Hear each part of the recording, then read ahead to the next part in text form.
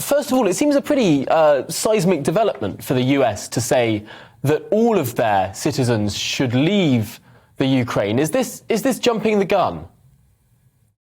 It could be, and it sends a kind of message that's not helping the Ukrainian economy, and we should be aware that that's one of the things that the Kremlin is interested in, to destabilize Ukraine by placing all this pressure. The currency has already devaluated. Central bank had to spend, I think, $1 billion already in the last month. So, I'm not sure this is the right approach, but you have to understand that the U.S. doesn't want to make the same mistakes that were made in Afghanistan, and that I think explains why they are jumpier, certainly, than other countries.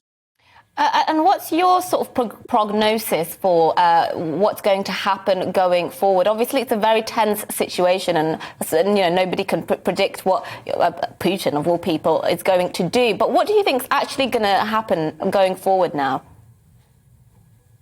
Okay, let me mention some scenarios, because we really cannot guess whether Putin is going to decide to invade. I personally think he hasn't decided himself. His modus operandi is to wait until the very last moment when he has all the information available. I do think next week is very critical. I remain unconvinced that the Kremlin is interested in a full-scale invasion with territorial occupation, but I wouldn't exclude limited attacks, perhaps airstrikes, missile strikes against Ukraine, with one obvious purpose: to force negotiations. It's obvious to me that that's what Putin wants. He wants to put Ukraine against the wall, to put Western democracies against the wall, and to force negotiations on favorable terms. It may be the case that limited strikes will help him get to that point in the negotiation.